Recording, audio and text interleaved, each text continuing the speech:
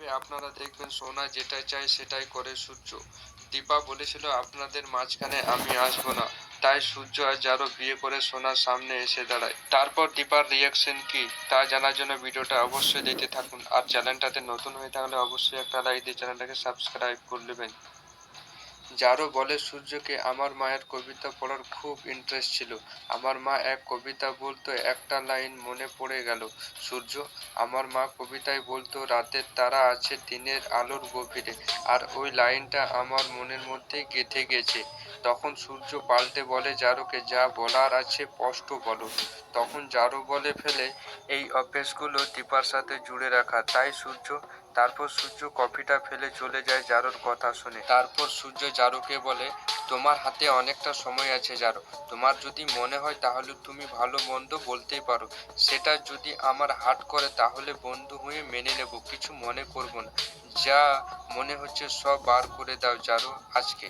তখন জারু বলে সূর্যকে, আমি কেমন যেন বুঝতে পারছি আমাদের পথ আলাদা হবে সূর্য। তখন সূর্য জারুকে বলে, আমার কি মনে হচ্ছে জারু, আমরা ঠিক নির্দিষ্ট পথে যাব না।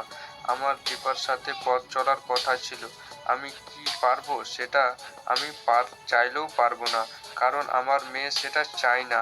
আমাকে ওর কথাই শুনতে হবে, ও যেটা বলবে সেটাই করতে হবে জারু আমাকে। আমি কোনো দিনও যেতে পারবো না জারু, আর কোনো দিনও শান্তি পাবো না, কোনো দিনও না। তারপর সোনা উপর থেকে জারু জারু করে বাবা বাবা করে চিৎকার করতে থাকে। তারপর জারু চোখে জল মুছে সোনার কাছে ছুটে যায়। তারপর সোনার কাছে জারু আর সূর্য যায়। তখন সূর্য সোনাকে বলে, তুমি কখনো এমনি করবে না, তুমি জানো তোমার কিছু হয়ে গেলে আমার কি হবে। তখন সোনা বলে, আমি কিছু বুঝতে পারিনি, রাগের মাথায় কি করব বুঝতেই পারিনি বাবা। আমি ভেবেছিলাম আমাদের তিনজনের ফ্যামিলি ভেঙে যাবে। আর সোনা বলে, সূর্য আর জারুকে, তোমাদের যা ভুল বোঝাবুঝি আছে সেগুলো মিটিয়ে নাও প্লিজ। আমি চাই না অন্য কারোর জন্য আমাদের তিনজনের ফ্যামিলি নষ্ট হোক। আর মা তো বলে দিয়েছে আমাদের মাঝখানে কখনো আসবে না, তাহলে প্রবলেমটা কোথায়। তখন সূর্য সোনাকে বলি এসব কথা থাক, পরে কথা বলবো।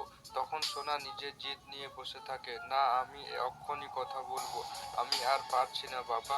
সূর্যকে বলে, বাবা প্লিজ সব মেনে নাও না আগেকার মতন, আর জারুর সাথে বিয়ে করে নাও না।